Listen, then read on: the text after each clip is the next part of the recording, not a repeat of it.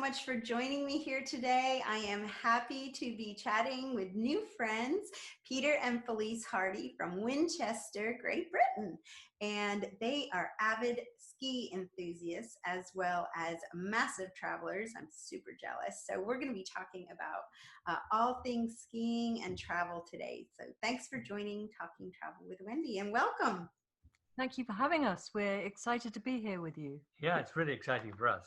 I love that you're across the pond, and we used to say, how long does it take to get across the pond? And today it's just one Zoom call away.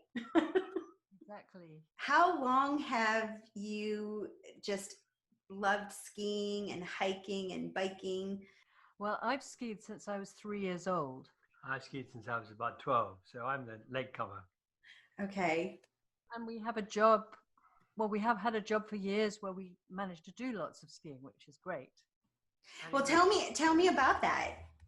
Well, it really is quite a lot of skiing. I go most weeks during the winter. We come and go, hopefully together. Not always. Sometimes we pass in the night, but a lot of time we go away together. And I guess in sort of average winter, I used to sort of ski for maybe 100 days, but now it's half that. And we still get about sort of 8 weeks skiing. That's quite a lot by most people's standards. Yeah. Yeah. We get to go to a lot of places. It's good fun. It's called making a living out of what you like doing. But That's we also right. like going to warm places as well.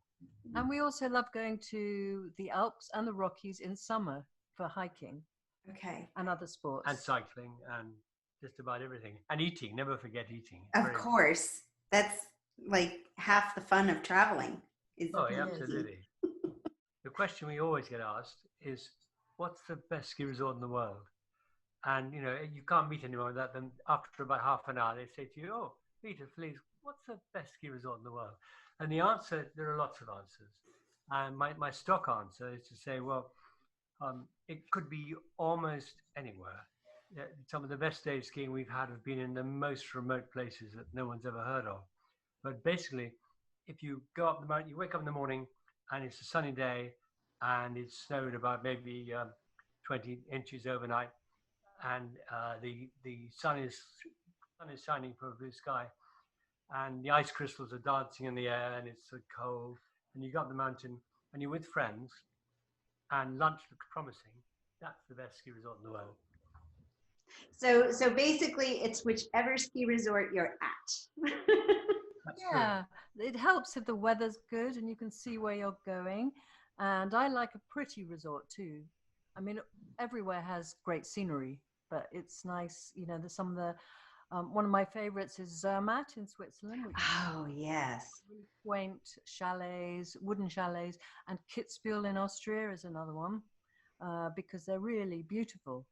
Now, Zermatt, aren't those more difficult trails as well?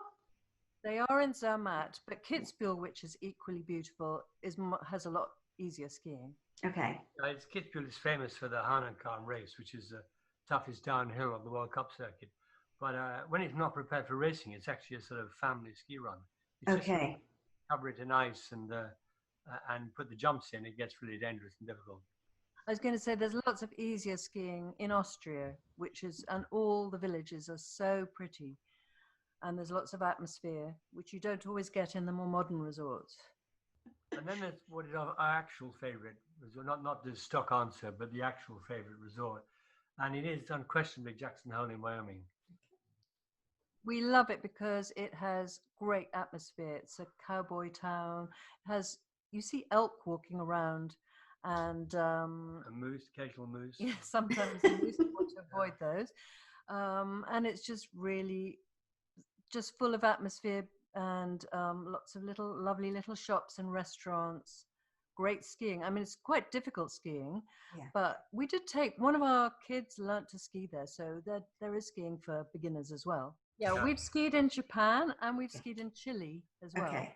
And Japan is amazing. You've got to like sushi, and you've got to like the baths. They have onsen baths, which are in hot springs, and you take all your clothes off. They're single sex, but you take all your clothes off, everyone together, to go in, and that's what people do.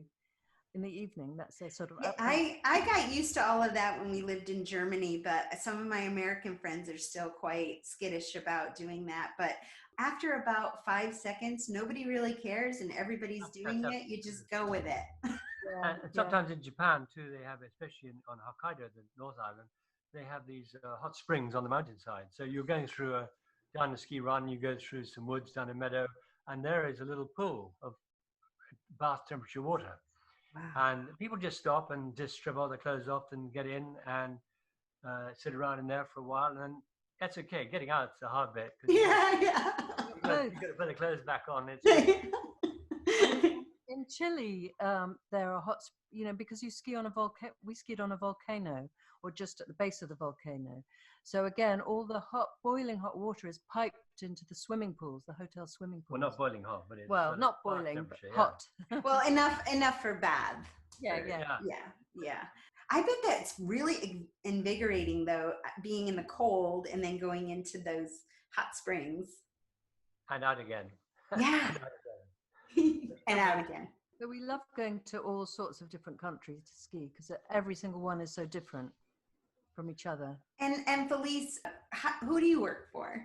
Well, I write on a freelance basis, but almost every national newspaper in the UK and some of the lifestyle magazines. Okay. Like Condé Nast Traveller, Tatler, House and Garden, all these different things. But also together, Peter and I have a ski website called welovetosski.com, which is like an online magazine with lots and lots of information about over 100 resorts, different resorts around the world. So people can go on there and find out where to stay, where to eat. Yeah, it's really a wonderful website. I'm so glad I checked it out. And because as I was telling you the other day, I have quite a few clients who are very interested in skiing, and I just don't know enough.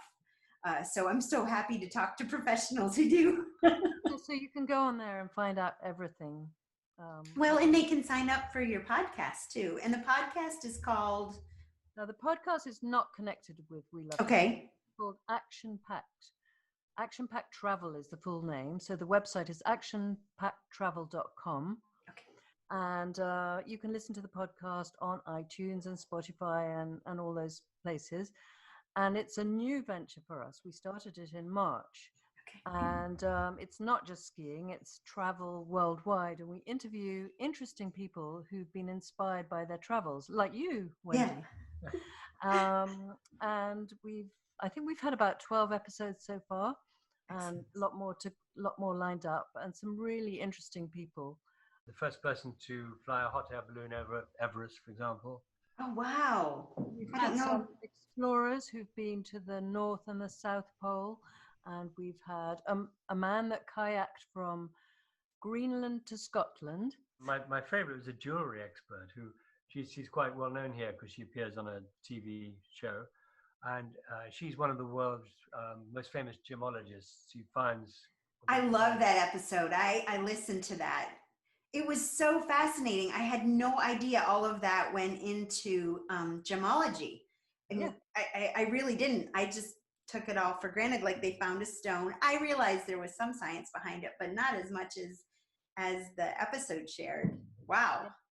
I worked in radio once many years ago, and in those days you cut up audio tape with a razor blade and Scotch tape.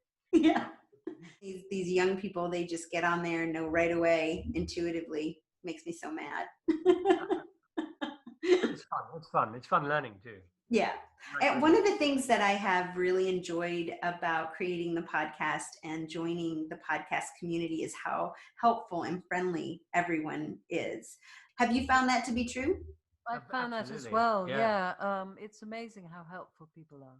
Well, if you were working for a newspaper right now, and we were working for a newspaper right now, we wouldn't be appearing in each other's newspapers talking about like this, because that would not be allowed. But podcasts, it's all one community, and everyone's working with each other. It's great. Everyone wants to help each other. It's amazing. Yeah.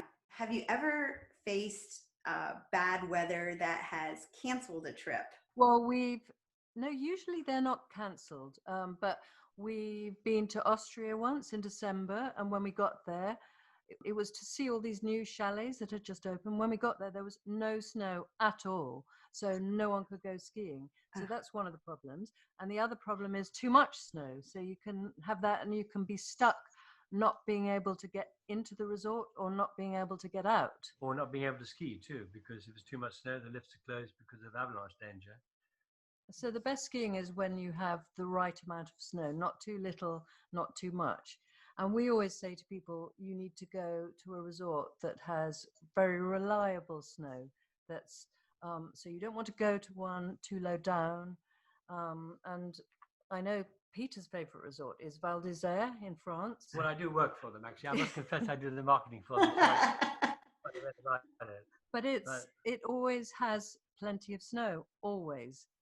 And so it's a resort we go to a lot. And in these troubled times, you have to look at occupations that are relatively safe. And skiing, you actually get up in the morning and you put on a face mask and you put on goggles and you have gloves on and you go on a transfer bus, coach to get to the slopes. You're completely safe. And then when you go up the lift now, you have to wear a mask when you go on the lift. Have you ever had challenges with bringing your equipment, flying with your equipment? Maybe they don't show up or partially? Yes, I once left the UK. As the plane went up in the air, I could see my skis and in their bag down on the ground. They'd forgotten them, they'd left them behind. And then when you get to the other end, you have to fill in all these forms and things. And finally your skis sort of catch up with you, but not necessarily the same day. And you could be going somewhere quite remote, and it's quite hard for someone to deliver the skis to you. You actually had a worse one than that in non-skiing in Johannesburg. Oh yes, I once went to South Africa. My suitcase didn't arrive, and I got there. It was a trip with a very tight itinerary. So we went to Johannesburg the first day. The next day we went on a safari, and then after that we went to Cape Town, and we were moving every day. Oh wow! Anyway, my suitcase didn't arrive, and I had nothing with me apart from what I was standing up in. And when we arrived at our hotel in Johannesburg, the person who was the sort of guide said, if everyone would like to freshen up, have a shower, get changed, we're going to go straight out sightseeing. So everyone could do this apart from me. I had to go out in the clothes I'd been wearing on the flight, and I felt sort of yucky. And in the end, I had to go, the guide had to take some time out to take me shopping so I could buy some clothes, because I didn't know when my suitcase would arrive, and we were going on a safari the next day. Oh, wow. So people lent me things to wear. Anyway, the suitcase never turned up. Just never turned up again. Never been seen since. Never been seen again. After that, I can tell you, she always puts her sunglasses and important things in her hand luggage. So have you had to rent equipment ever when you travel, or have you decided to rent equipment? Always own your own boots. So we own our own boots always. And I like to travel with skis, but it's becoming more and more difficult because you have to pay quite a lot of money to travel with skis now. The airlines charge you. But otherwise, we rent skis. It depends where we're going. If you're going to a well-known resort, then it's easy to rent skis. If you're going to somewhere obscure, you can be pretty strange. Yeah, we try and take our own stuff whenever we can. And if we're going in Europe, we sometimes drive, or go by train, and then you can easily take your whatever you want. Yeah. Well, thank you guys so much for joining me here today. I really enjoyed talking with you, and I absolutely look forward to a follow-up interview to see where we are, maybe in a couple months, and maybe before you can start skiing again. Yeah, that would be great. That would be great. Well, thank you very much for having us on the show. Yeah, thank you. Yes. Hi, thanks for watching the video. I hope you enjoyed it. I have much more content on my website, travelwithwendy.net, and you can also support this channel by becoming a Patreon patron. The links are below. Remember, it's always an adventure when you travel with Wendy.